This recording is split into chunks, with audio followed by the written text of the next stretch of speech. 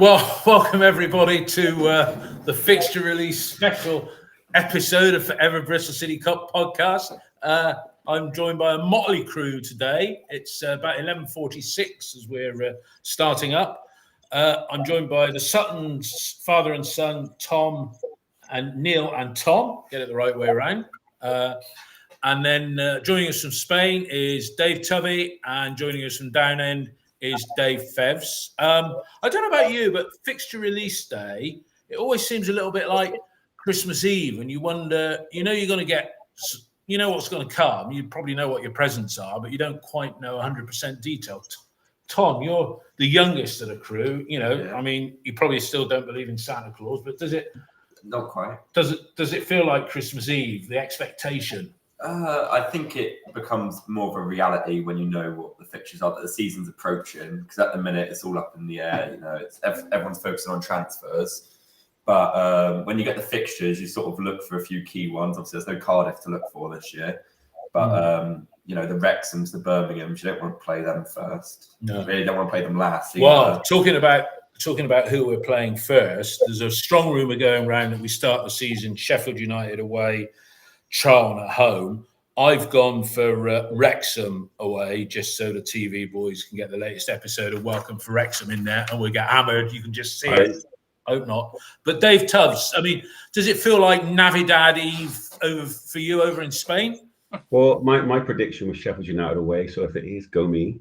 But for me, looking at the fixtures is like the wake up to the new season. July is always an odd year. It's a bit of time off, a bit away from football. Not that you had much chance this year with everything that's been happening. And the first fixture I tend to look for is obviously opening day, and then it's Christmas period. Obviously, I know I'm going to come back to England, and those are the games that I'm most likely to see. But it's very much of a looking through who have you got when, hoping the end of season games, which are the difficult ones, which are the good ones. And it basically is Christmas Day. You might not believe in Santa Claus, but everybody believes in football. So why not have a Christmas Day? How do you feel about it, Neil? What do you look for? I just hope you don't have one of the newly promoted sides away. Like Wrexham. Like Wrexham, Birmingham, whatever. In relation to it, you hope to get a good start to the season. I mean, we perennially sort of struggle a little bit at times. There has been some seasons where we've had a good start to the season, but it's just getting that first win, isn't it? The first month of the season, you just think, we just need a win, Yeah. And you start off the season, and when the wins don't come straight away, you're just like, you're just like, oh. And then you can get behind, and then you get a flavour for where you're going to sit over the course of the season from the first month. Dave, what are your thoughts and hopes? Well, every season when the fixtures come out, do you look for? I mean, we know it's going to be away the first game of the season because of the balloon fiesta. Although saying that, they could play a game on a Monday night when the balloon fiesta's out of the way. But what do you look for, Dave? I'm normally kind of hoping it's going to be away, and obviously it does because of the balloon fiesta. Because normally there's always a bit of debate on when our summer holiday finishes and whether I'll be back in time for the first game. But this will be the first year where none of the kids are doing exams or in school, so we're actually going on holiday a bit earlier this year. So I will definitely be back for the first game. I think if it is Sheffield United, can we draw them in the cup as well, and then we can play four games on the trot? I think that's. I guess you just start to look for things like which type of teams are we playing? Can we get off to a good start, or are we going to be relying on a bit of a slow burner? But it's always good to see the fixtures and see how they pan out. Christmas is obviously a good one as well. So I mean, I guess the key thing this year is there's potential disruption because of the Rugby World Cup, and I reckon out of our first 9 games, we could end up playing only 3 games at home out of 9, and with our poor away form last season, although that's no indication, do you think it could create difficulties for us, Tom, if we do have that hard start, with a slight bias towards away games because the ground is all liveried up for the World Cup? It's difficult because under a new manager, you want to get the best start possible. So if we are away from home and you're less likely to pick up results, that makes his introduction to the club a bit more difficult. But we know, as we saw last season, it doesn't really matter where you are until post-Christmas. Then you can kick on. If you finish the season strong, that massively changes things. So in terms of the season as a whole, starting fast doesn't mean that much. Yeah. But in terms of having a new manager and confidence in a new manager, then it does mean quite a lot. So you've sort of got each end of the spectrum. Do you take a short-term approach and want Struber to succeed immediately? Or do you look at it and contextually the season as a whole and go, it's more about how we finish than how we start? Okay. We're going to talk about a lot more than the fixtures because they're out as we're speaking now in about 8 minutes' time. We're all here with our phones ready, or some of us are. Dave Tubbs over in Spain. What are your thoughts on, because you weren't around last week when we were talking about the appointment of Gerard Struber, what are your thoughts on the appointment of Mr. Struber, who still hasn't got a number 2 named as we write here at the moment? I think that I have no complaints about it as such, but I feel in a way it's almost like making it up as you go along. You know, it's like the last manager was possession based. This guy really doesn't care that much about possession and get it forward. Personally, I'm not complaining. You know, it's a retro. We're going to see a lot of 2 up front. I don't think in the stadium you're going to hear get it forward that often, because that's part of his philosophy of looking to get it forward as soon as possible. But it fits into that narrative that we always seem to pick a manager, then change onto the next one and change onto the next one. And to start the season, I don't think it's a hit the ground running. It's going to take time, just like the time before, to implement new ideas, because we're going to see changes. It's not evolution, it's a revolution. And the way he speaks, the things he says, it does excite me. He seems a natural on camera. He has a decent track record with club, but he also doesn't stay for very long. So are we really going to buy into that it's going to be a project? I'm not so sure. But at the same time, do you expect a manager to finish top 6 in season 1? No, you have to build on it. And I think you said it in the last podcast. If we get to the end of his contract and he's still here, that means he's done a fantastic job. Yeah. Neil, I had a Brentford friend of mine. We were having a chat yesterday because they've lost Thomas Frank to Spurs. He couldn't believe it that they'd named Keith Andrews as his replacement as head coach. Not popular. Loads of players going out the door there. It isn't related to fixtures or anything, but Keith Andrews, strong Northern Ireland connection, Norgard and others leaving Brentford. Republic of Ireland. So. Do you see, Jason? What an absolute bad appointment Keith Andrews is. God, there was something about when he used to commentate on championship games, he hated Bristol City. He was a dark-haired guy. He sort of fancied himself a bit, didn't he? He could. I don't know what's happened, whether he was promised something by us back in the day and it didn't turn out or whatever like that, but he just really had it in for us on every single commentary that he was doing. And he just came across as not a particularly nice person. Sorry, that's my feelings on him. There was something about him that wasn't great. And you've just seen the Brentford, Norgard going to Arsenal for 10 million. And you're like, if ever there's a player you want to keep, it's Norgard. You don't really need the 10 million. So straight away, you're thinking all the players are like, I don't want to be here if Frank's not going to be here. The whole management team has gone, and we're bringing in a set piece coach. Well, that's like appointing Pat Mountain. Wow. Yeah. Gutted we didn't consider that, really. Dave, any thoughts on that? And I mean, we're going to talk about player transfers in and out and what have you as part of today's broadcast, but just picking up a few vibes at Andrews with the Ireland connection. You might have an eye on Jason Knight. And for me, signing Adam Randall, was I wrong to assume that that's a precursor to Knight going out the door if the money is right? I think just go back to the Keith Andrews thing. I don't think he's been appointed yet, has he? I don't think. I think it's pretty certain, but it seems to be. Yeah, just saying enough. I think someone said it's been announced. I don't think it has yet, but yeah, it looks likely. I think his history of Bristol City probably goes back to when he was at MK as a player, and obviously the kind of Carl Robinson versus Steve Cottrell kind of battles that happened then. So I imagine it's just a legacy of that. But I would say he was an awful pundit for a while on Sky, but I actually think he's kind of grown up a bit. And actually, I'd say probably the last 2 or 3 seasons, he's much improved in terms of his content. A bit like people like Lee Hendry, who really had no clue about the EFL, have suddenly had to kind of earn their corner on Sky. And I think, he's another one who's improved a little bit. In terms of Brentford and Jason Knight, you're going to make links, aren't you? There, supposedly Everton are after him as well. But yeah, let's wait and see. I wouldn't have thought Jason Knight was a Brentford type signing personally. I could see him being an Everton one in terms of, was it the old Joe Royal Dogs of War, was it, in the midfield type thing? But yeah, I don't know. We'll wait and see on that. I think he What's if a he was going fair to go to price either for club. Sorry, Dave, what's a fair price for Knight in the current market? I don't know. I think his lack of goals keeps his interest down, I think, which is a good thing for us. I think if he starts to add goals to his game, then suddenly his price go through the roof. So I think anywhere between 6 and 10, something like that. But yeah, that's quite a wide ballpark, and I don't know what others think on that. What do you think, Tom? 8 million. I think you'd accept anything above 8 million for him Because he's out of contract. Yeah, 27. 27. So he's tied down, but I think Dave's alluded to it. That I think off the ball, very effective player, and there's dual wins and whatnot.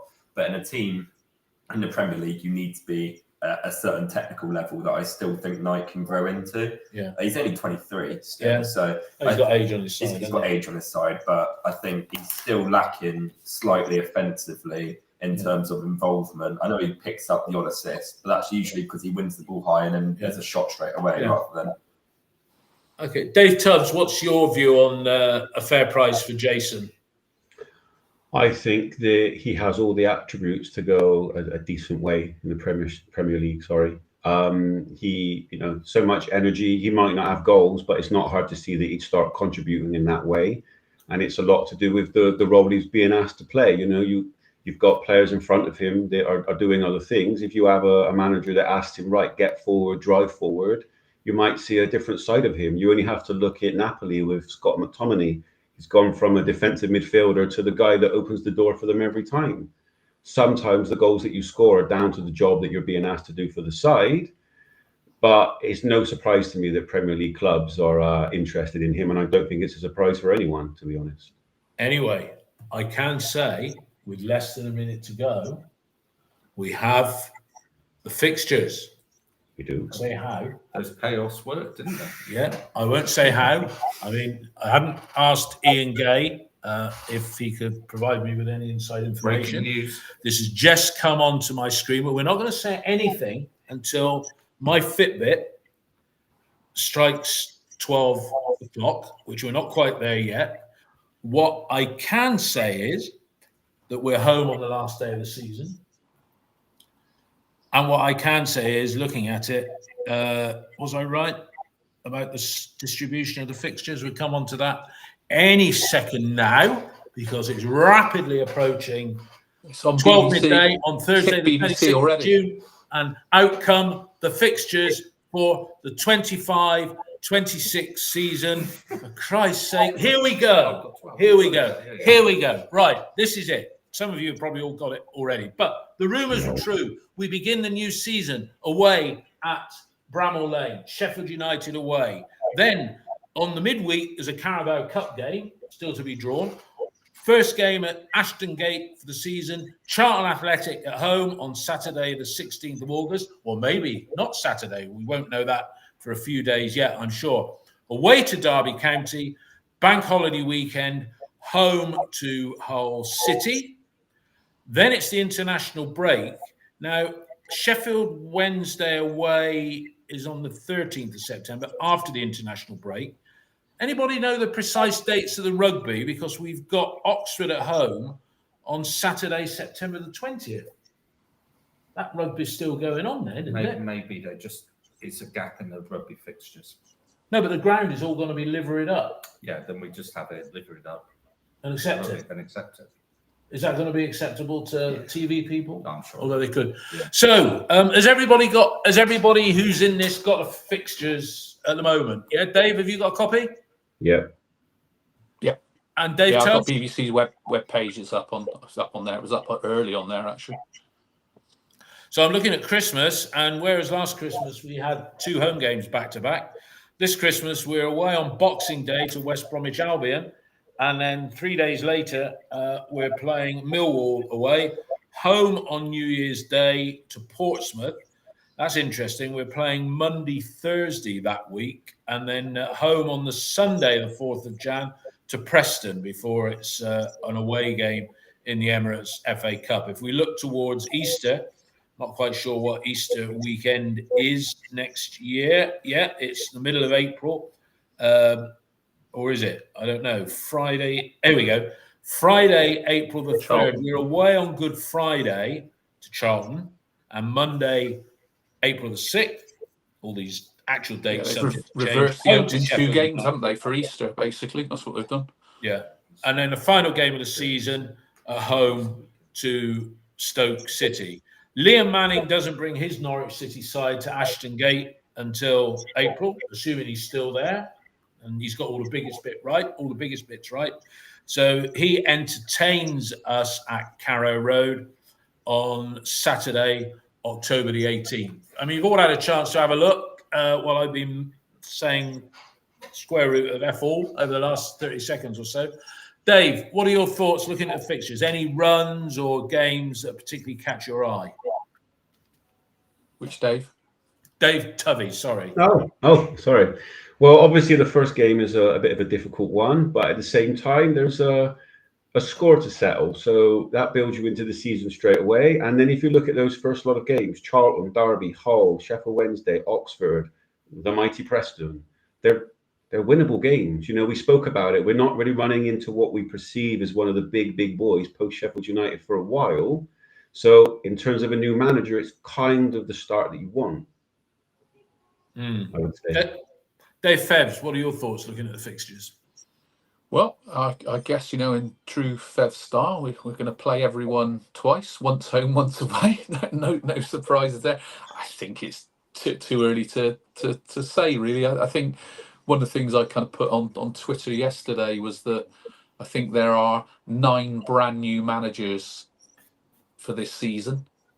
5 of them are foreign, 4 of them are English. I think there's only a small number, is it 6 that have completed? 6 managers that have completed a full year at their clubs already, and 3 of those are the 3 promoted sides from League One. So there's a lot of churn, a lot of new knowledge coming into the championship that I think, if you're trying to do your 1 to 24s at this point, good luck, because if you get anything like being close, who knows? I think there'll be some surprise teams in there. There'll be some teams who are shocking. I think, Sheffield Wednesday, there's got to be a good chance that they're going to struggle. I think, I don't think they're going to get into points deduction territory, but they're going to be, one out, one in type thing, and restricted on what wages they can pay for those players. So they're going to find it difficult to build their squad.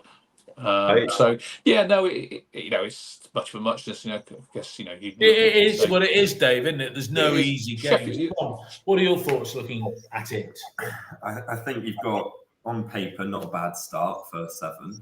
Yeah. But that run in between March and April is somewhat challenging on paper. Is that right? Is that what you think?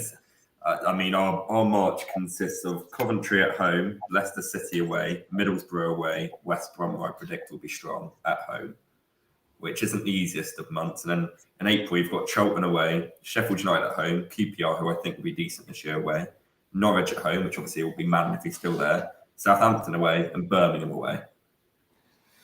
So it's pretty daunting. I mean, somebody's already said, is Dave going to do his extrapolations? No, I'm not. What I am going to do, there's 2 international breaks before we get to the there's an international break the first week of September and the second week of October, and before then we've got 9 games. Those 9 games are the away games at Sheffield, Derby, Sheffield Wednesday, and Preston. So 4 away. Bizarrely, when I was saying the Rugby World Cup would make it a bias, away games rather than home. 5 games at home: Charlton, Hull, Oxford, and Ipswich. No, I got that wrong, haven't I? Hang on. No, QPR. That's right. Charlton, Hull, Oxford, Ipswich, and QPR before the second international break. That's 9 games. You want to be starting the season strongly. Yeah, starting the season strongly for me isn't 2 points a game. It's 1.7. Yeah, agree? So 9 times 1.7 is 15. Is that right? Is that right? 15 points. First nine games. Dave Fevs, what's an acceptable total by the time we get to the end of by the time we reach the second international break?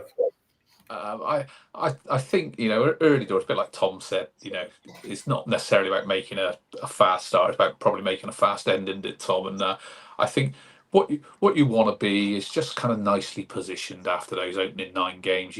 Somewhere mid-tables, acceptable. Somewhere about 8th or 12th, which is where we are normally, isn't it? Yeah, I think if you'd sat there with 12, 13, 14 points, you'd be kind of okay. Yeah, it's a new manager. It's going to take a little while for his ideas to embed. I think it's where we project as the season goes on. Really, I think we will get an idea in those opening couple of months of what type of team we've got, what type of squad we've got, how the players have taken to Struber's ideas, and I think we go from there. But I don't think it's about making a fast start. It's about hopefully not making a bad start.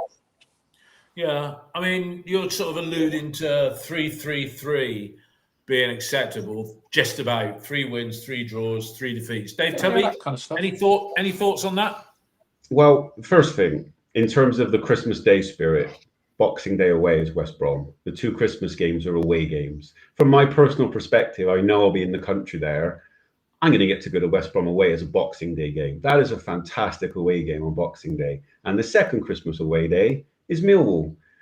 At Christmas time, when people tend to have a little bit more free time, some people want to escape family or go with family. They're 2 good away games.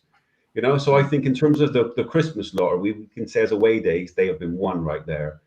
In answer to your question, what do you want to see from a team? Is it just about points? I think points take care of themselves, and people want to be excited about going to football because ultimately the points take care of themselves. I remember this season looking at really, really difficult parts, and we didn't actually, we picked up a lot of points. What I want to see early on is, yeah, sure, picking up points, but playing well, enjoying it, feeling like there's more to come from the side. I don't expect it to be just a natural fit on day one. We've actually got a tough opening game. If we lost the first 2, it's not like, oh my God, this is a disaster. It's just about building into the season, feeling like there's something there, some enjoyable performances. But ultimately, in terms of points, I just think they take care of themselves, and performances early on matter. Okay, so performances, but if I push you on a points total, those first 9 games, I said 1.7, and that does extrapolate to 15 points. You'd be happy with 12 points in that opening. Well, if you got after 10 games, if you were at say 15, 16, 17 points. I've only done 9, Dave, because the cut-off point is the international break, right? And because if you start pushing it on, let's stick with 9. Neil, you've looked at the fixtures, you've scrutinised them now. You've applied your detectorial skills on them to detect where the points are coming from. What do you think? For me, I think the first home game of the season is like one of those pivotal moments, isn't it? Particularly after last year. The way we finished, the way we ended up, and then Manning going. There's some unknowns, but we've got record season ticket sales. It's in the summer holidays. You want Ashton Gate as full as possible. Charlton, their first away game back in the division, they'll bring down a lot of fans as well. It'll be a great day out. You want a performance in that. With Sheffield United, it's an opportunity to put the playoffs behind you and say, okay, you know what, over those 2 games. Ruben Sellers got the gig there, didn't he? Ruben Sellers got the gig there. I think he probably got tipped off about it beforehand. Well, a bit like Liam got tipped off about Easter time that he was going to go to Norwich. But Charlton game for me. Charlton game is a pivotal game. That's when you set your standards a little bit. That's when you want to see Struber ball. That's when you want to see how the team has taken on board. You're going to go up to Sheffield United. They're going to have the majority of the possession.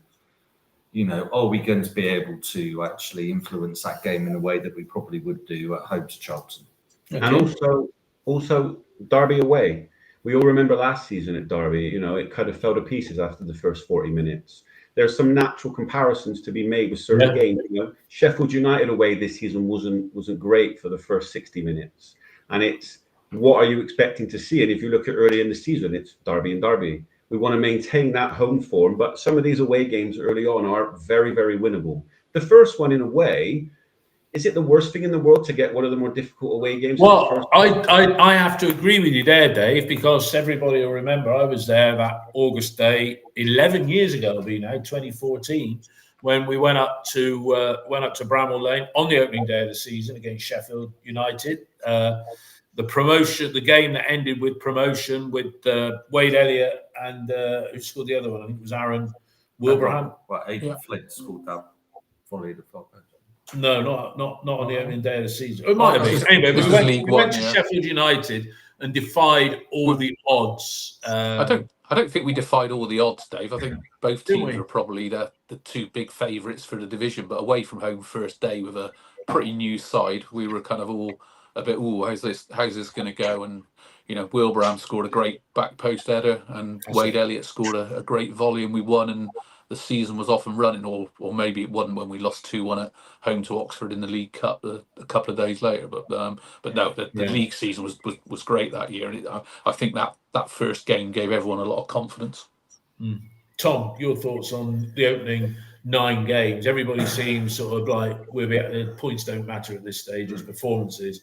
I said 15 points is a great start. 12 seems to be acceptable. Yeah. What are your thoughts on that? I think you take 12. I think the way Struber wants to play is pretty much the exact opposite to Liam Manning. So you're asking the players that got you 6th last year, albeit in terms that maybe aren't going to be applicable. Got 68 points. Let's call it 68. Yeah, you got 68 points last year. But you're asking those players to play a very different way than what has been embedded into them. The principles are going to be very different. Rather than ball retention, it's going to be a lot of vertical play. Can we go long? Can we stretch it? Can we run it behind?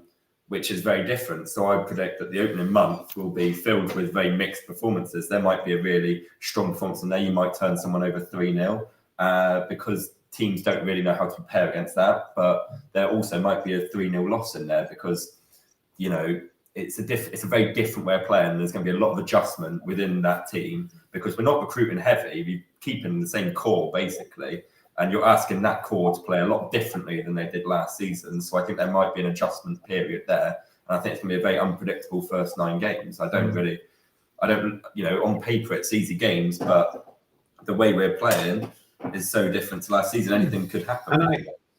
Sorry, Dave, go on. You also have to ask yourself as fans, what do you want? Because what was one of the main criticisms for last season is a lack of pathway.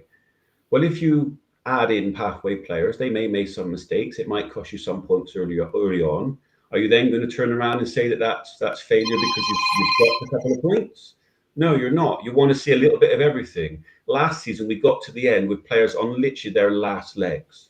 Yeah. You want to get to the end of the season, even if it doesn't go your way and you don't finish in the playoffs, like, right, we've got something to build on. Because I don't want to be a football guy that's like, right, manager straight in one season top 6. I want to get to the end of the season, and yes, 6 is the target, or enjoying the football, feeling like we're building towards something. Academy players are coming through, and this is the guy's remit. Play well, bring through academy players, and yes, pick up points along the way. Because let's face it, as football fans, when you pick up points, you enjoy it, but you also need those performances behind it.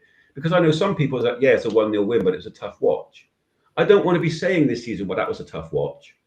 I'd like to say I enjoyed the game, and yes, we've won points with academy players coming through. Because, for example, if they put Morrison as the left back and he makes a mistake in the first couple of games and we drop a couple of points, do we then turn around and be like, that's not good enough? You have to have a bit of patience if you want kids in the side. Yeah. Do you know what? I mean, I sort of agree with you there, Dave, with what you said, because that was Liam's, and I said on Talk Sport, it's an bloody urban myth that he brought on young players. And our players this season were out on their feet. And I think if Morrison started at left back, he's not going to be a natural choice. We don't know whether it's going to be a back 4 or back whatever at the moment. I don't think the fans would be on him. I think if he was consistently. They didn't get on at Hayden Roberts last season. I know he got the winger against West Brom, but he put in some pretty appalling performances that, I'm sure Morrison couldn't have done any worse on some occasions. Dave Fevs, performances, points, total change of style, as Tom said.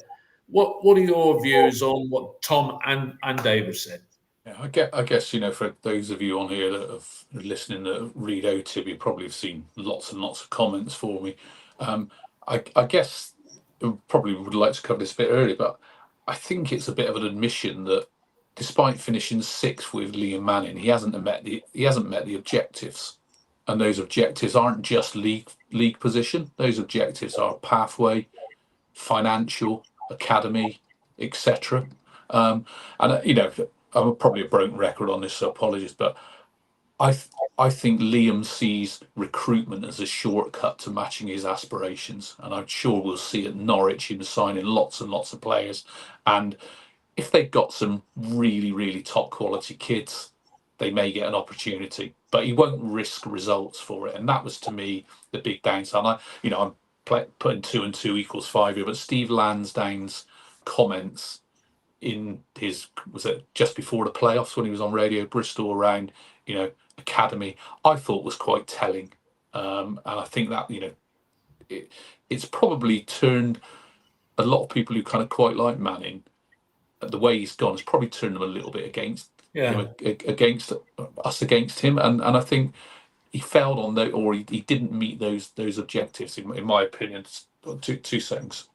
Yeah, no, I'm inclined to agree with you there, and I think he was narked, and I think he probably knew the minute he started giving. We said on this podcast a few times before the end of the season, he was making the sort of mildly barbed comments that Pearson and Cottrell made, and you're thinking he's treading a fine line. And I'll be honest, I wasn't sorry to see him go. And people said, just finish up? I said, yeah, but Dave. Yeah, sorry, just want to finish up on the point. So I think although we're changing style from Liam Manning, we're probably going a bit back to more of a continuation from Nigel Pearson, and I think we'll see how that plays out. I think my final point, and sorry, let someone else have say. I think the fact that we didn't buy anyone in January or allow anyone to buy anyone in January almost means all we've really done is have one summer where we've had an opportunity to deviate away from that. So I don't think there's been too much damage to the overall squad. And some of that's with fingers crossed. We'll see how it plays out. But I don't think the flip flop will be as big as it could have been if we'd have given Manning, say, another summer and then got rid of him in November because we were struggling, for example. I do. Let Neil have a go, Dave. Sorry, mate. Neil. I just feel that when you look at the Manning legacy, you're looking at, in terms of our best league finish for 17 years. And at the end of it, you're thinking, okay, well, where's the foundations? Where's the legacy?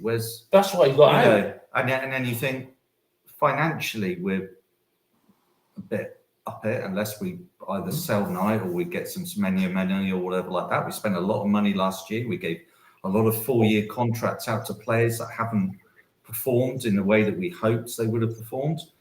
Have we brought any of the academy through? No, we haven't. Have we dealt with any of the we're starting to see some contracts being signed now, which is good, but we've allowed other contract situations to drag on. There hasn't been.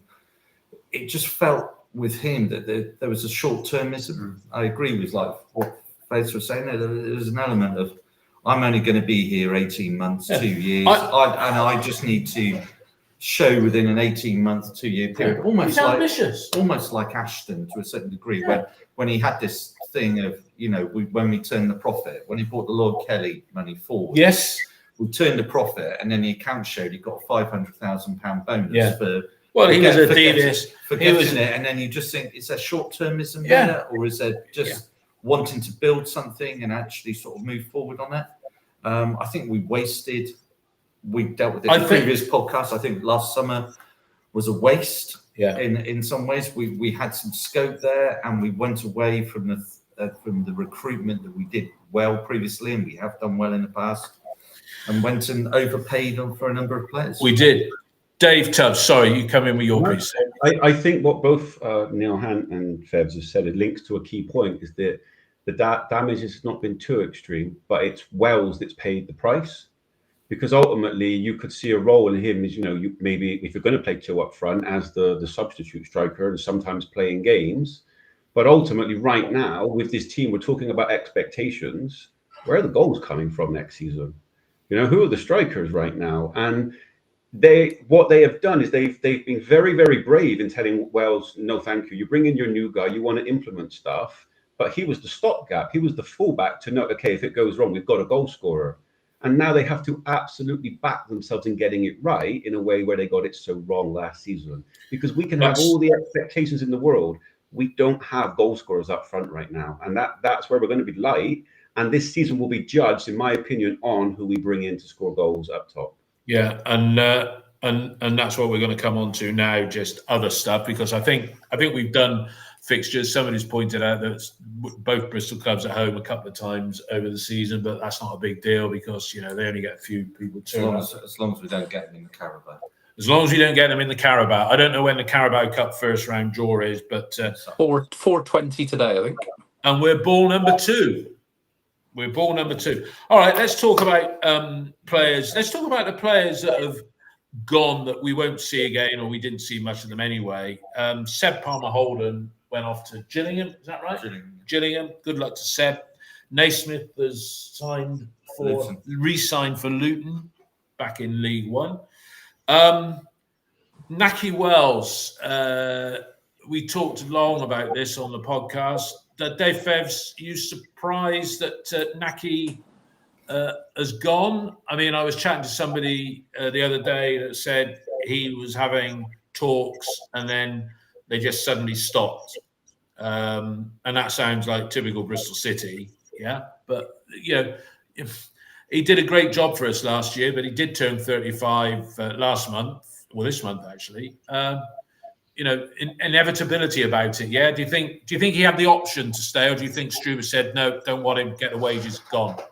I think probably two sides to it, Dave. I think if Liam Manning had stayed here, I think there's a pretty good chance Nahki Wells would still be here. Yeah. But I think as soon as Liam Manning went, then that started to cast some doubts over whether that would be the case. And I think ultimately it's probably the right decision. I don't think he's, at 35, I don't think he's slowing down. I think whoever picks him up is going to get a cracking striker, and it wouldn't surprise me if he stayed in the Championship either. So we'll see. So I think in many ways he kind of in part saved our season last year. He probably saved the embarrassment to the recruitment collective because he bailed out Armstrong and Maulu. I think what we've got to hope for is that Struber can somehow get a bit of a change out of those two. Who knows whether Harry Cornick might suit more with playing two up front and a more vertical way of playing. That might be something. So I think at the end of the day we need to see what Struber does. But I think I'm a bit disappointed Nahki Wells has gone because I thought he did really well, and for me, he earned every penny of his wage last year. Yeah, a 35-year-old Nahki Wells is better than any of Bell, Armstrong, Fally, and dare I say, Cornick. But Mr. P, if you're bringing a new manager, that age question is always going to be there. And if you're bringing in a manager now with new ideas, you want to get the strikers in to take you forward. And next season will still be at the same point. And we always criticize the club, shall we say, for safe options. But getting rid of Wells, that is not a safe option. Can we trust them to bring in the right strikers is another question. But it's a brave way to go, removing those goals. You have to well, if you think with Nahki left and Mehmet's goal scoring fell off a cliff, so that was collectively they scored mid-20s in goals. 22, yeah, 10 plus 12, wasn't it? You got to say where are those goals coming from. Are you despairing of our? Well, I think you probably are, Tom, despairing of our forward options this season because there's no bright youngster coming through, other than Peckover, but he's still in short trousers, isn't he? He's just signed his first professional contract. He's more of a left-sided. Is he? Another left-sided player. But what do you? I mean, we got a problem up front, haven't we? Massively so. And if we're restricting the transfer budget, usually the striker's the most, thing. So I think then you're looking at free agents within the strikers, but like with all things, there's a reason that they are free agents, and they all have their shortcomings, or whether they're on too big of wages, but any free agent striker will have multiple offers as well, because every other club will be looking at cheap options they can bring in that might bring them goals. I disagree with not signing Nahki Wells on a new deal. I think he would have been a good transitional player as well. He's massive for the changing room. You just saw how devastated all the players were when Nahki left, all over social media. We didn't get anything like that for Liam. No. But Nahki Wells leaves, and they're all. Didn't Sam Bell's sister say good riddance? Yeah. Probably a dad there as well. Good lass. But I think Nahki Wells would have been a good person for Struber to come in and connect with, and they would have, I think, brought a unison together. I also think that he potentially would have suited Struber's system. If you're going long, then you're expecting cutbacks into the box, and I've not seen many striker better with his movement in the box for cutbacks than Nahki Wells. I think that would have suited his game. But you're now looking at forward options on a reduced transfer budget than you had last summer, because you've wasted a lot of money. You've given out long-term deals. You spent an X amount on Scott Twine. And you're looking at it and going, okay, does Mayulu suit Struber? Well, we don't know what Struber's system looks like. So it's all just presumptions. But Sinclair Armstrong, is he going to be able to take players on one-on-one, which Struber typically expects from their striker, to play high and wide and then beat their... I just don't think he can. Mayulu... Not got the stamina. Mayulu, he was injured out on his loan, so it's difficult as well. He's played hardly any football. He's played no football for a year, pretty much, and he's now come back into it, and he's still young, Struber. Not Struber, Mayulu. Yeah. So both your strikers are young. Both are unproven at this level. I mean, Sinclair Armstrong has now played nearly 100 games in Championship and got 6 goals at a Championship level, and you're like, you're going to have to recruit, for me, 2 strikers. I think we missed the trick not getting Ryan Hardy in. Because he had a relegation release clause, but I think there was Wrexham's a more appealing project potentially, and he'll be on big wages there. So then again, you're looking at who are your options? Emil Rees, free agent, but has he proven it in the Championship? He had a good year last year, but we're in that market. We're in that market. Dave, I have a question because. Linking a few things together, I think from what's been done the last couple of days, it looks like Max is going to be the number one keeper again. You could argue that's been done to free up the striker money. And Febs, I wanted to ask you, do you think that Twine will be suited to this energetic, controlled chaos of a Struber press, or would you look to move him on and create money that way, knowing that we've got other attacking midfielders? Yeah, I don't think it's a natural fit.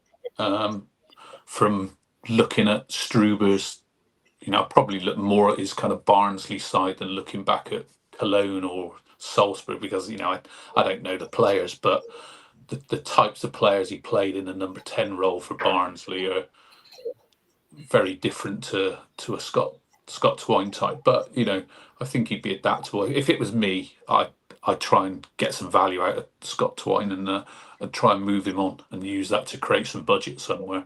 I think the thing that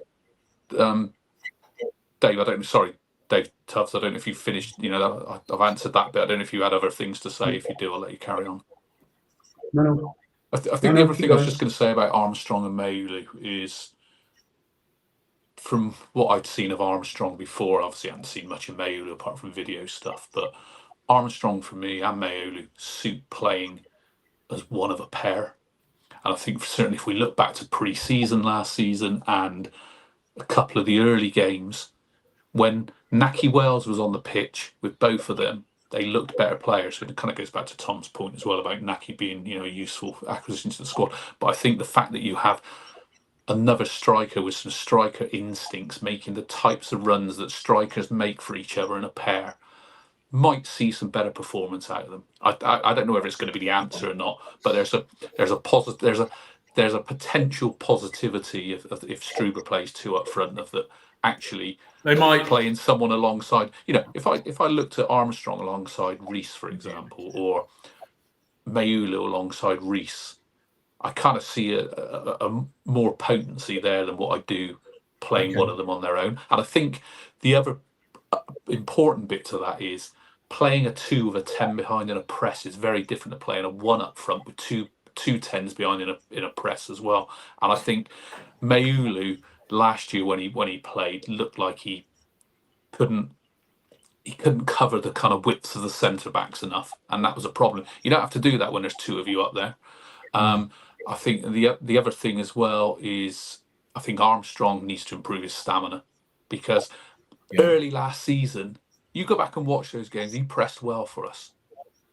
Okay, you know, there were games where we would, you know, he was almost on the end of things, keepers kicking the ball into touch because they were under pressure. I don't know what happened as the season wore on, but that changed. So well, I'm not writing them off yet. You know, if one of them could succeed, that'd be we got to hope that one of them does. And with Armstrong, he looked like he played 20. He looked like he played 90 when he'd been on for about 15 or something. Yeah. Neil, one thing that hasn't been discussed is the loan market. Another Tammy Abraham. You know, there's loan fees, but you got to say, if you buy a striker, correct me if I'm wrong here, but if we're in the market for a £2 million striker, that's £2 million in fee, amortized over, do we give a 3-year or a 4-year contract? £2 million as a fee, plus wages, right? And let's say, you know, you pay that player 15 grand a week. Yeah, so you got £500,000 a year, £1 million a year as a cost on that striker, a £2 million striker. Whereas if you get a loan player for 1 year, so if he doesn't work out, but you could bring in a very good youngster, and if you paid half his wages, let's say you I don't know if there's always a loan fee. Is there always a loan fee involved, Dave Fevs, or not? No, it could be whatever, but you won't get a Premier League striker. Let's say there was no loan fee. There won't be, Dave. Not for a Premier League striker. You won't get anyone that would be cheaper than your scenario you've just said. All right, what I was trying to say, and let Neil answer the question. Is loans an option, or probably not, because I've just been shot down there in that respect? Well, the loan, getting players in from that Premier League under 21s, which is where you're sort of talking about a loan scenario. I don't think the Premier League under 21s is a great fit on loans generally. You know, you see them in these EFL trophy games, and they get battered by League One and League Two sides. It's a very different type of football. They have a lot more time on the ball. They have a lot more sort of space. They get into Championship football, and a lot of them really struggle. Where our successes have been over the last, say, 5-6 years is picking players up from League One, really, League One, League Two. And those are players that are performed at those levels, and you have scope in them, or you believe they have scope in them to make them next league. Yeah. And I think that is something you develop, and that's something that you can actually sort of, you know, Pearson's views on loans is always like we're developing something else. The Nicky Maynards, when we got him off Crew Alexander back in the day, or whichever way we want to look at it, surely in the League One, League Two. This is where in the previous podcast we were talking about when Dave Fevs made the points as well about getting away from the things that we do well, picking up Jason Knight and Bird from Derby, Adam Randall this year, perfect. Yeah. But then, as the guy said, gets Hardy as well, though. Why didn't we? Well, I think Wrexham would have paid him an absolute fortune to sign for Wrexham. I think Wrexham are like, we need players. I'm sure Wrexham fans today have looked at I don't know what their games are, but they probably looked and thought, oh, this is where the real fun starts, because they've got 3 successive promotions, and you know they bought their way through they're not going to buy their way in the Championship. No. You know, this is the reality now of it. So I'm sure they looked at it and thought, they shifted Mullin out to Wigan, they released Fletcher. They're probably looking at Jay Rodriguez now and thinking, Christ, we overpaid for Jay Rodriguez, 30 grand a week in January to sign in on. Yeah. And then you lumber their team as a whole. That's why Hardy, I think they're probably offered Hardy a wonderful financial package. But I'm not massively, you know, for 2/3 of the season, Earthy wasn't really sort of doing it for us, was it? It's alone, and it just clicked, and it came on, and then, but not bizarrely, he won Young Player of the Season. Well, there wasn't a lot of competition, but well, this is it. But it was like that was on the basis of 3 months, wasn't it? 3-4 months. That wasn't the basis of the whole season. I mean, sorry, Tom. Steve said here, not sure there's an obvious striker options in League 1 and 2. Neil Fevs may advise otherwise. I mean, you talked, Tom, about Jacobson or Emil Reece-Jacobson's Preston. I mean, he's, as you say, he's not all that, is he? No, and I think for me, just to bring back to Wells quickly, I think we realised I think Manning realised and the club realised how pivotal Wells was, because Manning at the start of the season was playing Wells as a 10 behind Mayulu, trying to fit in, because Wells, what he's good at is linking up with other players, and he's got a very good touch about him, and I think letting him go, we've really missed the trick there. But also, I'd be really, really concerned if we bring in a Premier League loan who's going to be 18, 19, who typically, if we look at Premier League loans, usually don't play a massive role, and a lot of them get injured because they can't deal with the physicality. Look at Jayden Downs. There's a massive step up in physicality. And also, the average age of our front line in the Championship will be about 21 if we decide to go with that, excluding Harry Cornick. So then you're talking Sam Bell, Mayulu, Armstrong, Premier League loan. That's a very young front line, and typically the teams that do well, you need an experienced head like Naki Wells. When it wasn't going well last year, we relied on Wells because the experience is a massive thing up front in the Championship, tactically, but also in terms of just knowing where to position yourself at that level. Maybe, just maybe, and this is the last year of his contract, Harry Cornick can be that experienced pro up front. Dave Tovey, I'm feeling that the loan market isn't an option. What are your thoughts? The thing is with the loan market is the question of why, because Earthy took a while to get into it, and then just as he produces his best performances, who's won from that? West Ham. We are now weaker because of it, because there's no Earthy.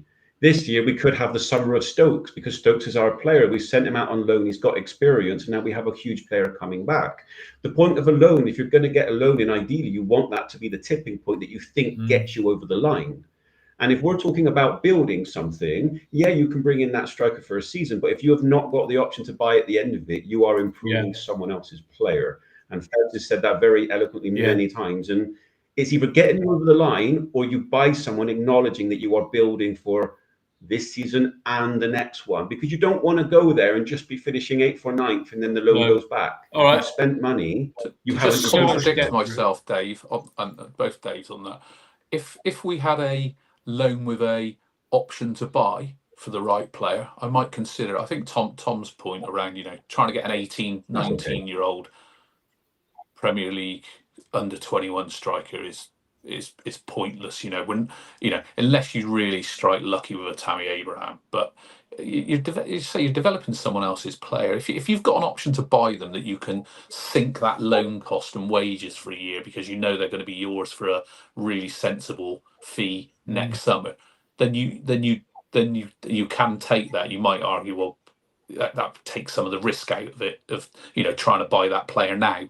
So you get a kind of try before you buy, but just a loan straight just doesn't work for me. Yeah, I mean, the loan thing is a shame. We ended up buying Scott Twine at the end of the day, but don't get me wrong. I wouldn't put it against the club to do that. It's just not what I do.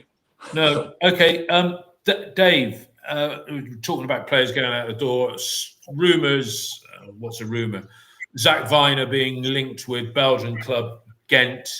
Does that add fuel to the rumour that we were sniffing around after Oliver Casey at Blackpool, or the fact that the young centre-halves have signed contracts at City?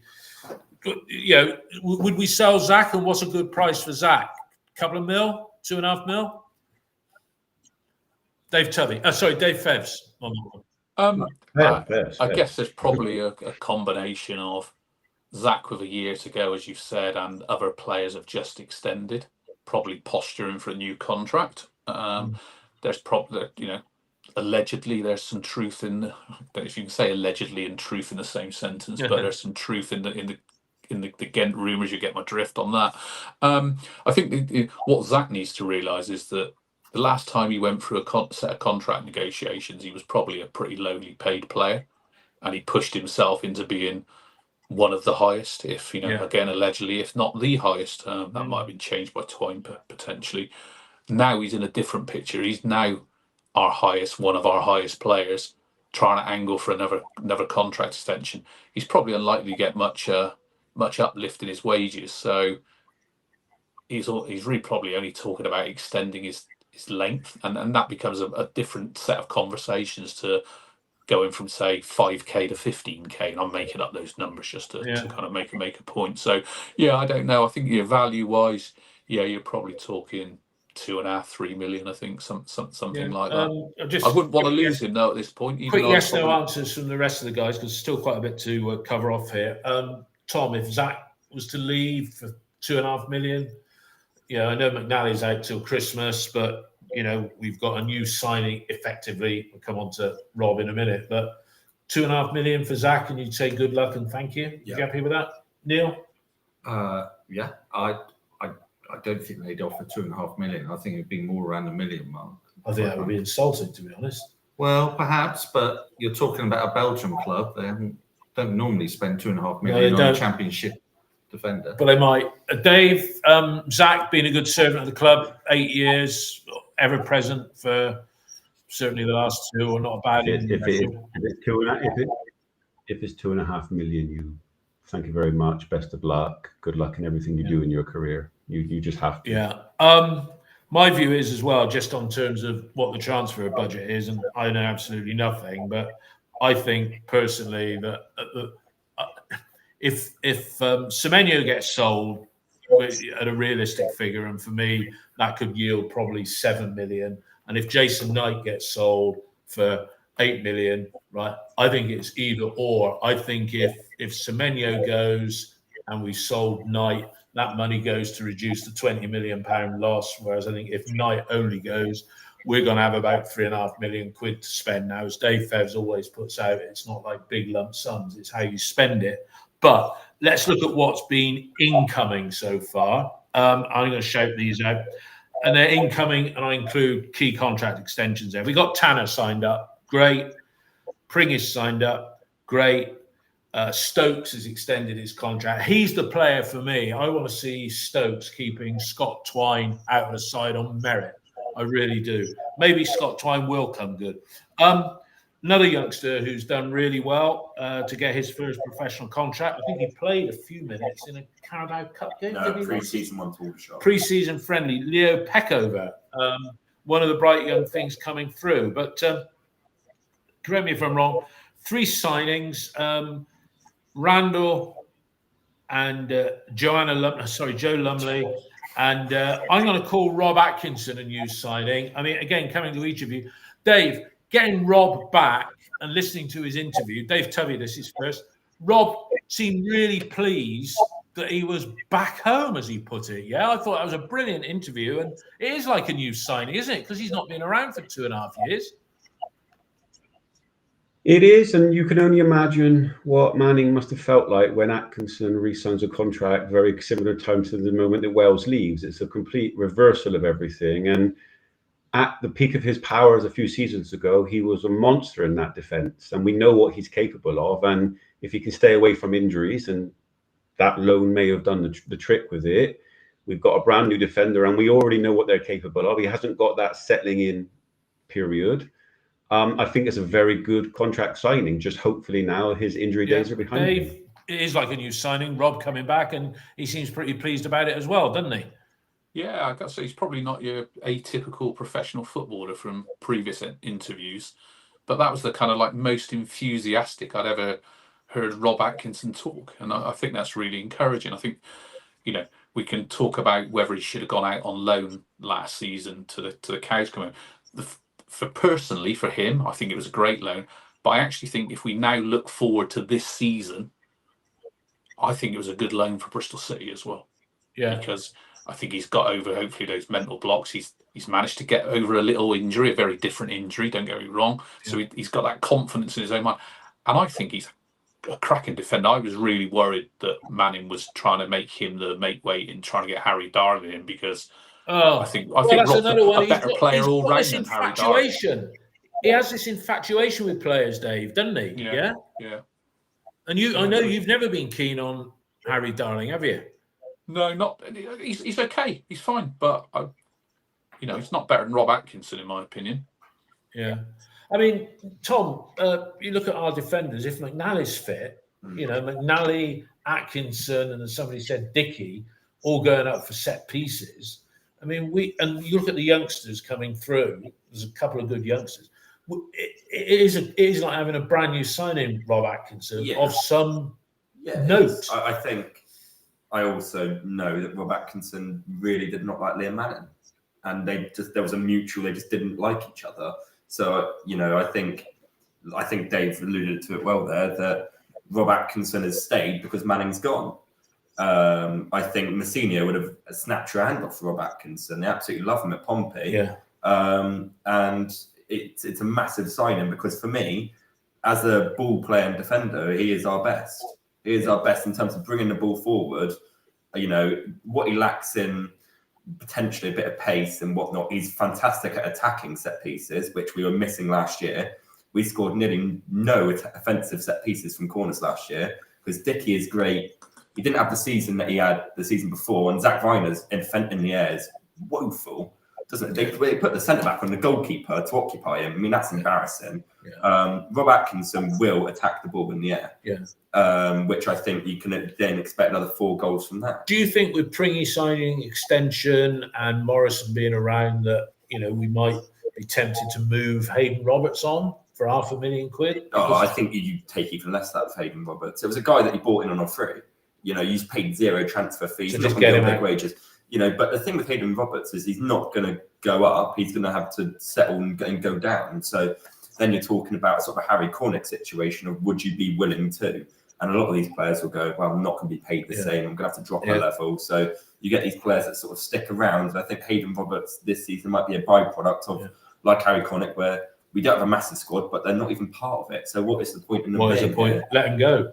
Pay a lower league club to pay half their wages, and then. But then again, to Hayden Roberts, you're going from the club's perspective. It'd be easy to go, look, just drop a level and do it. But Hayden Roberts won't want to do that. He's not going to. Okay. I mean, the thing I'd say about Neil. Then the thing I'd say about Rob Atkinson coming back. It's unfortunate about McNally's injury, but McNally's favourite position, his best position, is right centre back. He's been played on the left. Is that right? Yeah, right centre back. He's right-footed. He's right-footed. He played right centre back for Coventry in the playoff final. He played right centre back for Burnley. So that frees him out to go across. Well, if it goes across and he's playing the right centre back, where does that put Viner at the end of the day? Well, it doesn't. Exactly. So then you've got the 3 there. Of course, you will need the background, whether it's Knight the Bell or Slowey or Pring or Tanner can fill in there. Your 3 would be Atkinson, subject to injuries. Atkinson, Dickey, and McNally, subject to injuries. But those solid 3 bringing forward, and then if you are playing wing backs, who knows with Struber, we'll still see, or inverted fullbacks, whatever, just gives a little bit more structure to the back 4 rather than playing players out of position. We also with Viner playing left Viner at left back was awful. Absolutely I think awful. that's why his agent is sort of taking him around to clubs now. I think there's an admission that Zach Viner might not be a starting centre back next year. So I think when everybody's his agents become active. And at 28, he really needs to make a move where he can make a few bombs. Sorry, was that you, Dave, that I interrupted? No, I was going to say, if you play 4 at the back and you say, right, who are your 2 starting centre backs? There's genuine competition for place there, something that Viner doesn't necessarily make. And you can argue that in certain parts of the pitch, the puzzles are starting to fit nicely. One player, just to move it on, that I think this is a huge season for is Bell. He's often been said, or people have said it for him, that he sees himself as a striker. If you're playing 2 up front, if you can't do it in that kind of environment, then no one's going to give you that chance. And I think that if he gets an opportunity, he has to take it. But you look around the rest of the pitch, I know we're going to lose a few players, but there is a basis there, and we can talk about different bits. It's going to come down to who scores the goals. Yeah, I think we're all agreed that Adam Randall's a great signing, because when the selling club fans are saying didn't want to lose him and what have you, I think he's a good player. If Knight doesn't go, then it's starting to get a bit overcrowded as to who you have in there.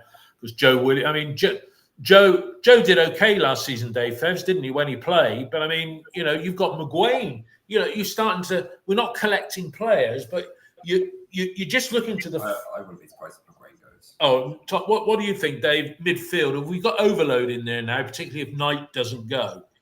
No, I don't think we have at all. Again, we have to look at how Struber's makeup and lineup is likely to differ from Liam Manning's. Liam Manning had some almost non-negotiables, which was I'm always going to play 2 central midfielders and I'm always going to play one centre forward. Those were the givens. Everything else was kind of flexes around that. Struber probably plays what I would call 3 central midfielders. Now that might be as a kind of 3 kind of horizontally across the pitch, but it might be 3/4 of a diamond. So I think actually we need that. So all of a sudden we've got 5 midfielders and we're going to need them, especially because Joe Williams is probably going to be out early season until, who knows how long. He's had a pretty bad injury by the looks of it. So I think we need that. Would it surprise me though if McGuane moved on and we brought someone else in? Not at all. Okay. All right, let's move on to the one incoming that's happened within the last 24 hours. And I know was met with apoplectic rage by Neil Sutton. As Dave said, Neil's going to be on one today. And we've not signed one half of Sapphire and Steel. Yeah. We've not pulled this player off Great Rail Journeys in the Far East. But we have signed as our number 2 goalkeeper to challenge Max O'Leary. Congratulations, Max, on getting your playing in the international team in the summer. But we signed Joanna Lumley. Joanna again. Joanna, I'm going to call him Joanna from now on. Yeah. But you thought this was a joke almost. And let me, before you finish, this is a player. He's right age for a goal. He's 30 this year. He kept 16 out of 46 sheets for QPR, admittedly 7 seasons ago.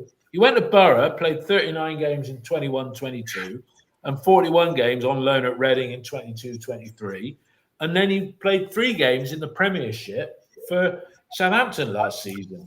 What's wrong with him? There's times in life where you think, where was I when I heard the news? Well, I can remember when Kennedy was shot, and I was I can remember crossing the road on the zebra crossing by the White Ladies Cinema in the Royal Academy, and somebody ringing me and saying Michael Jackson's dead. But there we go. Carry on. Whether it be the death of Queen Elizabeth, can't remember where I was there. Yeah, Princess Diana, whatever. Challenger Queen Elizabeth I in Dave's case. When that came through, this is a keeper that my sort of experience of him goes back to Benik Afobe's goal. When he went to kick the ball and he skewed it up in the air, and Benik, we thought great, didn't we? And then Benik did his knee about 3 days afterwards in training, and that was really unfortunate. Then over every time I've seen him, I just think, he doesn't play for Bristol City. Neil just mouthed the Trump word. That's allowed. Daddy. He's a daddy. He's a daddy. But I just think better options out there. We spoke. I'll be very quick. So we spoke. End of the season, we need an upgrade in the goalkeeping department, or we need a keeper who's going to come in, who's going to drive Max. We need to improve. Before June is even out, we've bought in this guy. And you only have to go on social media to see collections of cock-ups galore from QPR, Reading, Middlesbrough, Southampton, wherever. There are mistakes all over the place. So this is your player that, in the same way that I go on about Twiney. How does this improve us? All right. Let me ask you, Dave Fevs, you first. I mean, is that the best we can get as a goalkeeper? Probably not.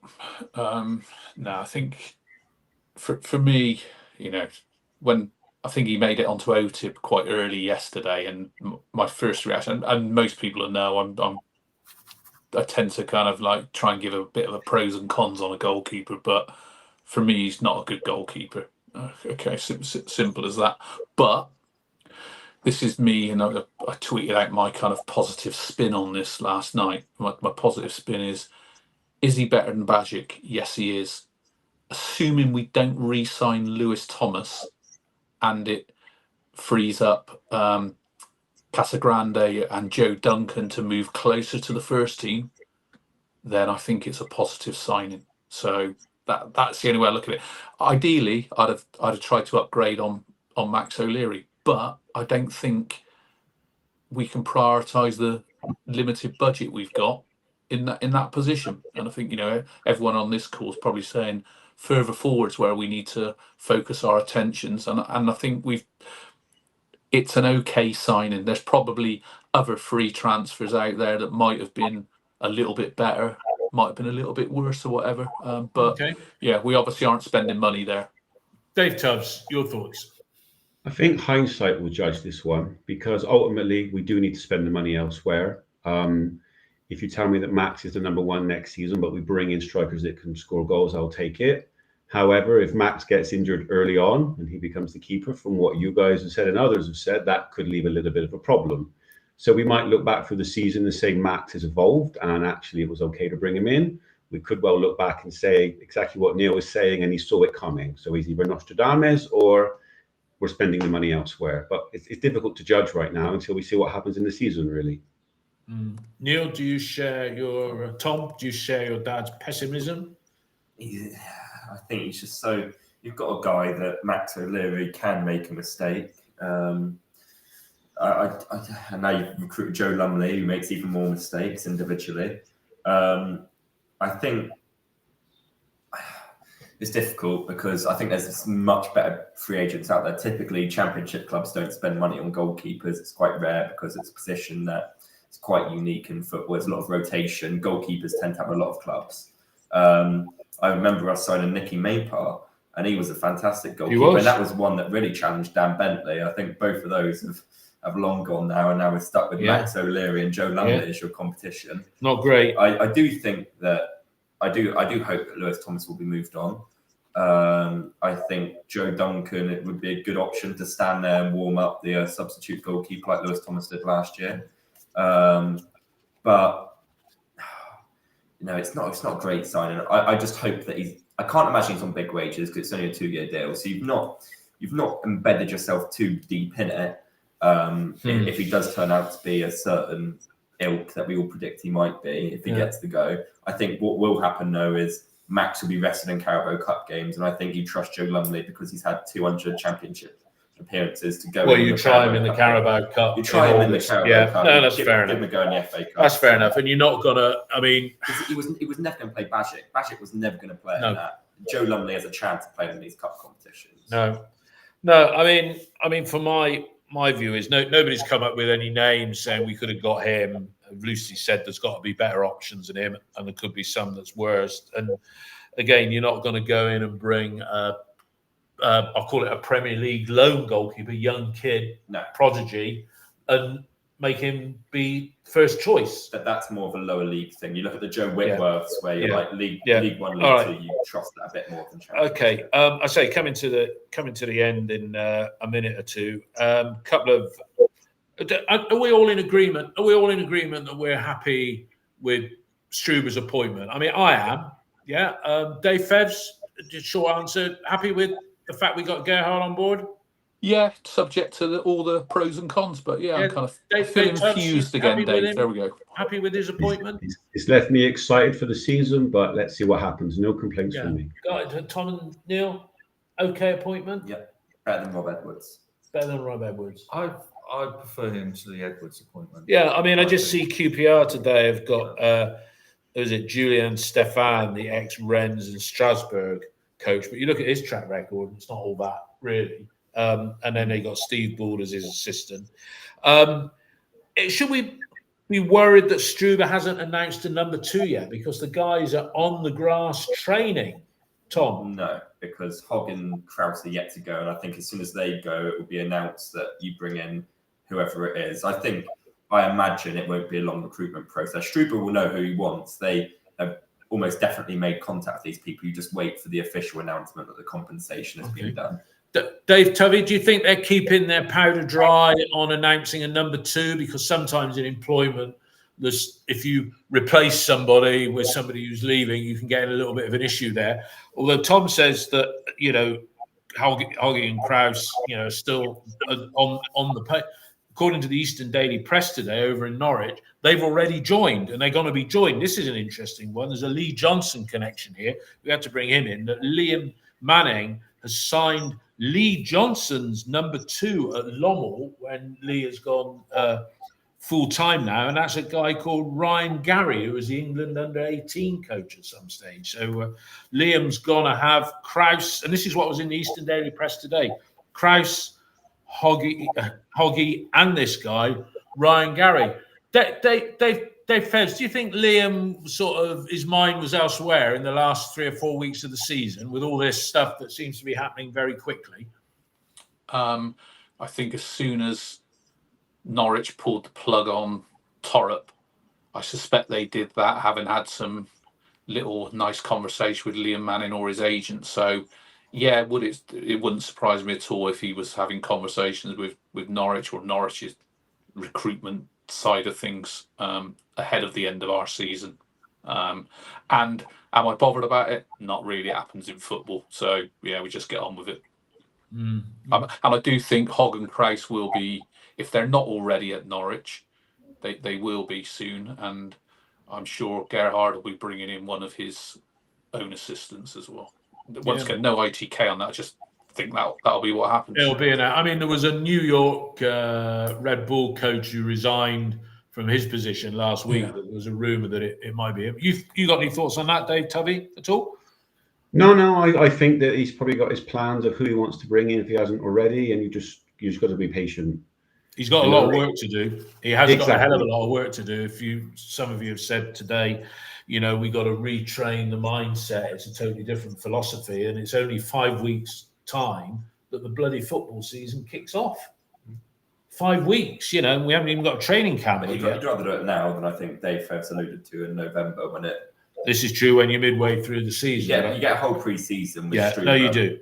You do. I have to say, I laughed. It came up on my X feed the other day. There was Liam Manning meets staff at Norwich. That was the players. Was it the players or the non-playing staff? I thought it was the non-playing staff. What, that awe-inspiring speech? And he was there giving this speech, talking about his biggest bits. And there was the faces of disdain at his comments were as bad as that factory up in the Midlands where Rachel Reeves was talking.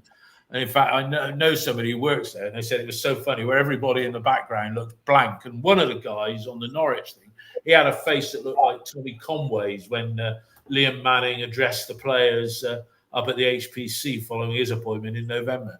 They didn't look happy. But look, just to finish, sale of the club. Dave, you've seen it from abroad. Turk Al Sheikh. Quite a few pages on the thread now, but we don't want money from people like that, do we? What are your thoughts? Dave Fevs is leaving. Dave, thank you for your contribution. Speak to you again before the season starts. We'll do some sort of preview. All the best, Dave Fevs. Yeah. Dave Tovey, back to you. Thanks all. Cheers, Dave. All the best. Dave Tovey, back to you. Should we be picky about whose money we have? And, all these people saying, I'm done with Bristol City if we sign that person's as our new owner. What do you think? When it comes to ownership of football clubs, most of the people that own different clubs, I've never heard of them before they go into the club. Ultimately, some owners are really, really good. Others are not so good. I mean, Newcastle went through this whole thing about do they have the right kind of ownership? And yet now their fans have memories of finally winning a trophy. It depends how you want to be. And ultimately, we are football fans and we watch football. And yeah, there are discussions about who should own it. But who are we to say who is a fit and proper person and who isn't? Realistically, if you run the club correctly, that's fine. And if you don't, it's not. And there are people more intelligent than me that know if people can do that or not. And most of the time, they get it wrong. Look at the owner of Reading. He would have passed all the tests and he's not exactly doing well. So it's very difficult to have a comment on something like that. But ultimately, I just want to see somebody in charge. If somebody new is going to buy the club, that runs it with respect and understands they are custodians and not full-on owners and treat it as a plaything. Yeah. Neil, your thoughts on that? I think the article that it came from, I think, was really poorly written, really poorly researched. Well, it was in the Sun, wasn't it? And other people, I mean, you get into these quotes, don't you, where one person says something, then another person quotes that person, and then they relist it, and everybody goes, oh, it's two different sources. It's only one source. It's just repeated and repeated and repeated. Fact of the matter is, the article said, the Lansdowns have shown no intention of sort of selling rather, and this and that. And you're like, they've been trying to sell the club. They haven't been able to sell the club. So from that, the moment I was reading that, I just thought there's somebody there who hasn't done due diligence before actually writing that article. And then the one thing you'll say about the Lansdowne family is that they always try to do things properly. They're not going to bust FFP. They're not going to do this. They're not going to do that. The thought of them selling to somebody who probably comes in and just goes, make it so or whatever. I don't really care.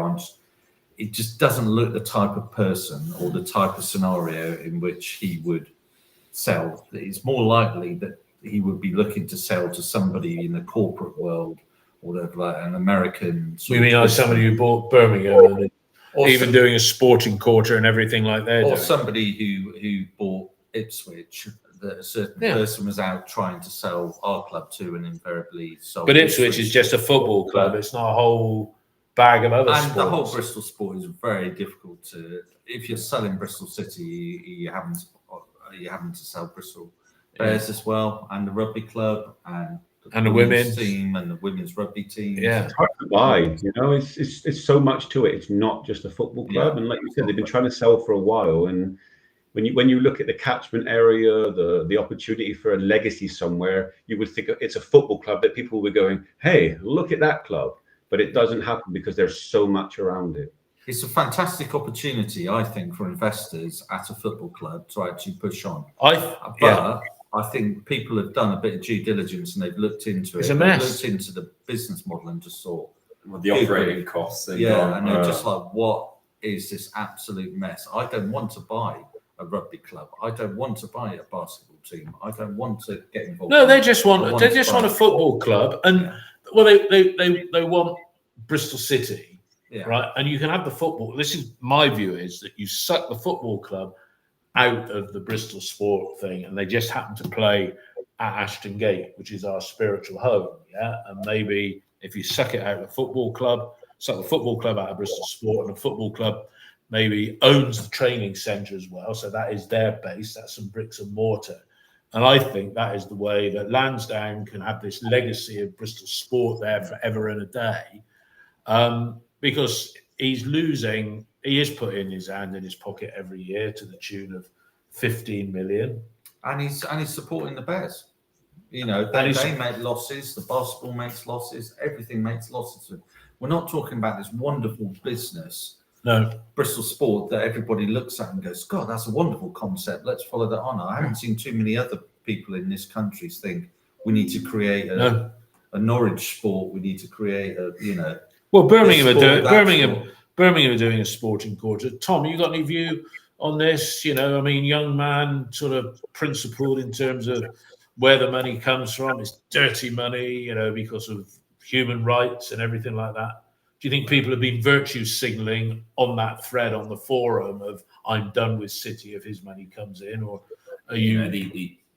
If you're that way inclined, then that's your principle, and that's fine. I think the guy that is linked, is rumoured, he's been touted around about 4 different championship clubs. I think there's something about him looking at Preston and him looking at all these clubs. So basically, the guy's just put, Bristol City. He's looked at Bristol City. I'm sure he has. I'm sure like that. Anyone can look at Bristol City. He's not made a bid. There's been no official contact. He might have just looked at it. He might not have even looked at it. He's just looking at championship clubs. So it's all. Yeah, I think it's all paper talk. There's no chance that he'll come in, because unless he does a deal for Bristol City itself, which won't happen. There's no chance a Saudi is going to invest in a basketball team No. from England. It would make absolutely no sense. So yeah. I mean, it was interesting. Somebody called about, what would the Bristol City women's team think about it? And somebody corrected them and said, actually, he's put more, because he does put money into boxing over there, and he's put more money. He has actually put money into women's football in Saudi. So people take a view based on what nationality. They take that view. Talking about a women's team, they've got a new head coach, which to me looks quite an inspirational signing. That the Man United assistant coach, a lady called Charlotte Healy, she's joined them. So whether they're going to make a bid to get back up to the WSL. They've got 4 players under contract. So that's good then. 4 players under contract. And we've got a new. I bet you didn't know this. Dave, but we've now got new sleeve sponsors. Watches of Bath, I think, were mates of John Lansdowne. That was a bit of a dodgy. Was it account allegedly? Was it Yeah. Watches of Bath Sponsorship. are now being replaced by Exacta Technology. So there we go. I can assure you that my recruitment company won't be doing any form of sponsorship this year at all. I just want to say to everybody who's said congratulations on our 5th birthday, thanks for that.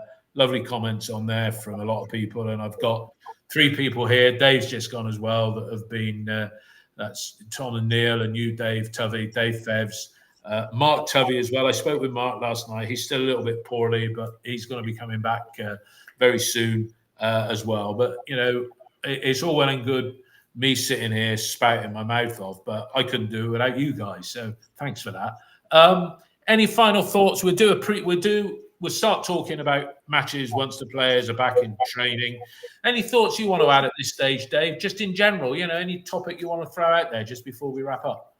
In terms of football, I'm looking forward to Stokes. For me, it's the summer of Stokes and the pre-season games building in, because I think going forward he could potentially be a player that we build a side around. I know there's been a lot of hype. I've seen a few clips that people at Cambridge were raving about him and the phrase "never fall in love with a lone player." This is the kind of player at the start of their career that we kind of want in the side. And sometimes in football you feel a bit like meh going into a season. But with him coming in, I really feel like he might not be perfect straight away, but there's going to be something that gets fans off their seats from a young player coming into a side. And we finished 6th last season, and I'm genuinely excited for this season. And I don't have that expectation that I want to finish there. But for me, it's been a very odd beginning of summer, because normally it's an odd year. Don't really do much football in June. But this year has been no opportunity to turn off, because it's like waiting for a new manager, waiting for a new thing. But yeah, back to my point. For me, the summer of Stokes is coming, and it will go all the way into the next season. Yeah. Do you feel similarly about the season as a whole now? A little bit excited despite Joe Lumley joining? Joanna Lumley.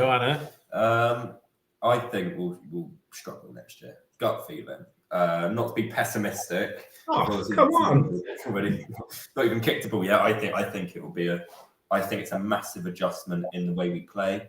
I think that Struber is not a yes man. I think that if there is an issue within the club, I think he can be like a Pearson and call it as it is. So I think that it's a season where if we finish with Gerhard Struber as our manager, I would call that a success. I think that it will go one of 2 ways. Either it will be a success, or it will go cataclysmically wrong about Christmas time. And I have to say, Tom, I spoke to my Brentford friend yesterday, and he said he reckoned we dropped a rip with getting him on board, because they said he is a bloke, like you've just said. He wears his heart on his sleeve. Yeah. He's out there. Yeah, he seems a knowledgeable man. So a knowledgeable man working under John Lansdowne. He loses it in the dressing room. Yeah. Yeah. And nothing wrong with that. A bit of passion. I hope you're wrong, but my friend Dave, he said things that were lurking in the back of my mind. He's just such a stark contrast to Liam Manning in terms of emotion, in terms of preparation for games, in terms of the way he conducts himself on the sideline, the way he interacts with people. I think it's just such a huge change, and you don't know how these players are going to react to that, because last season the players that were in the side loved the way we played, Yeah. and that was visible. They were going, we feel like we're in control of games. That's now lost. The element of control is lost, and now it's a bit more of a destructive approach of let's chance it, let's take more risk in the way we play. Yeah. Liam Manning was the opposite of risk. Yeah. So this is As a football fan, Tom, Sorry, Dave. Yeah. as a football fan, that's the test, isn't it? Because what you're saying there's exactly what you want to see. That emotion, that intensity, that risk-taking approach. Isn't that what causes excitement? Yes, it can go horribly wrong, but that's kind of why you go to football, isn't it? It's to get you on the edge of your seat, to get you excited, to sense of the unknown.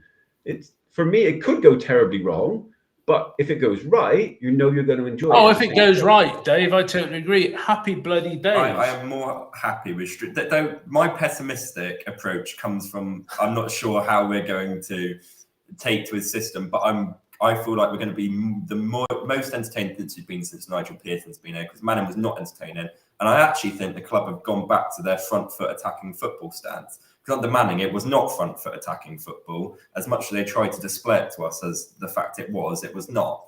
So I think that we're now going, I think Dave Fev's back to almost the way Pearson played and galvanising people. His Pearson character galvanised his fans.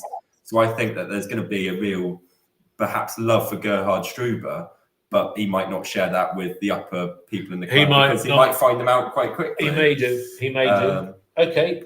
Final word with you, Neil. I don't see that we have the players to play Struber ball at the moment. So let's just see the evolution. It seems in stark contrast to Manning's team from last year. I think it'll be very... And there's a lot of players there that may change, may adapt. We're asking quite a lot. I think we need to be aware of our expectations for next year. I think that most people will be aware. I can't see the forward line at the moment. I can't see where the goals are in the team at the moment. I can't see the forward press. I can't, if he's playing two up front, I can't quite see that. But the season's 6 weeks away. So is it 6? Yeah, it's 26th, I don't know. Well, no, I'm talking about Saturday. So this Saturday is the 28th, isn't it? 5 to 6 weeks. So we've got then, is it? It's 5 weeks, 2 days. 5 weeks. It's not a lot. A lot All can right. happen. A lot can happen, you know. A lot can happen. I'm excited. I'm like you, Dave. I'm excited, but equally I share Tom's concerns because it could go spectacularly well, but it could go spectacularly badly. I'm worried about where the goals are going to come from. I'm excited, like you are, by Stokes coming through. I mean, that's a bit like we felt about Alex Earthy. Scott. For me, he's a guy that you look at and there's a potential there, and he's yours. It's not. Yeah. It's like an Alex Scott type feeling about him. I remember watching Alex Scott against Aston Villa in that pre-season game, and it was like, wow, Yeah. But you sure as hell know it that if Stokes comes in and makes the impression that Scott did, he'll be gone. I think there's some value in Stokes, and that's why they've given him a new contract. That new contract Takes him up to 28, doesn't it? And that is almost like we're invested in him. So if he has a decent season, then you've got 2 years on his contract. Yeah. Dave, just one more thing. Imagine early in the season, you've got a team with Stokes and Morrison in it. All of a sudden, you've got a pathway player. You've got a player that's been bought in, loaned out, building in. Then you've got that young side building on. It automatically gives fans patience because you're sending that signal that you're building towards something. And yes, we know they'll be gone in a couple of years, but we can't have it both ways. This is what we've been complaining about, that building process hasn't been there. Patience, leniency, performances. You do that, the points pick up themselves. of course they do. I'm concerned. Sorry, I'm concerned there's a release clause in that new Stokes deal. you reckon? I wouldn't be surprised if there's not an agreement there that no doubt we've promised him first team football, which is why he signed on. We've given him higher wages, no doubt. But I wouldn't be surprised if there's sort of either a gentleman's agreement or a release clause of if X team comes in, we will let you go for this fee.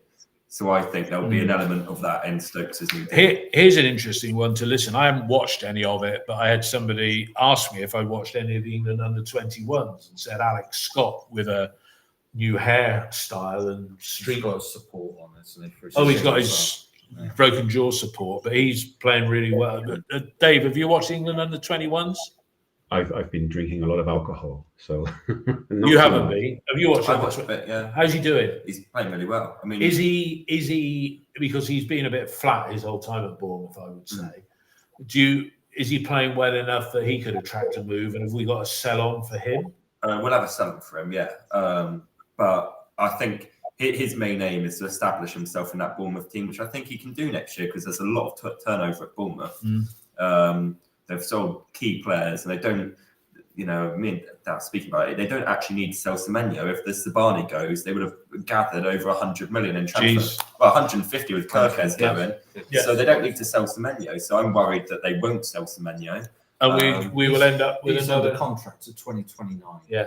Oh well, that's it. So we've either got no money to spend or we're going to lose another 20 million quid for the year ending June, because the final day of the financial year is on the weekend, isn't it? On Monday or whatever.